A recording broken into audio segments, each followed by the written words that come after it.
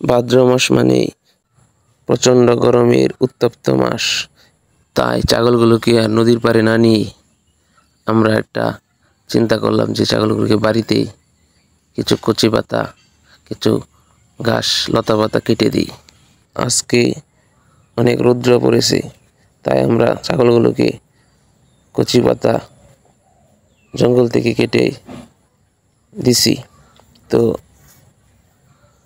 আজ আমরা আমাদের পাশের জঙ্গল থেকে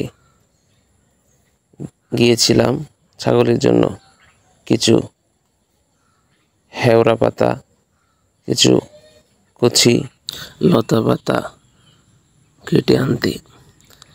আর আপনারা জানেন, এত রৌদ্রে নদীর পাড়ে নিয়ে গেলে ওই ছাগলগুলোর অবস্থা খুব খারাপ হয়ে যাবে।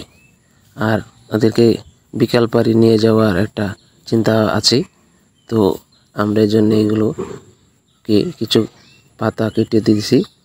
অর্থাৎ আপনাকে সর্বদাই ছাগলগুলোকে সুস্থ রাখার জন্য আপনার কিছু মাথায় পদ্ধতি বা চিন্তা করতে হবে সবসময়, যে ওদের কোন সময় কি লাগতেছে না লাগতেছে, এদের পরিপূর্ণ যত্ন নিতে হবে।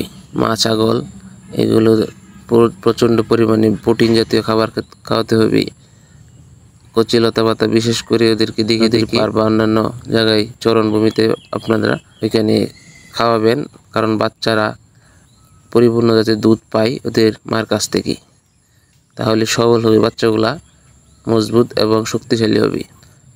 এই জন্য আর আমাদের ছাগল 1টা থেকে 3টা হয়েছে, তো ওই জন্য একটু কষ্ট। আমরা ওদেরকে গরুর দুধ পিটার করে খাওয়াই, যাতে করে বাচ্চাগুলা 3টা ভালো পুষ্টিতে বড় হয়। তো বন্ধুগণ, আজ এই পর্যন্তই।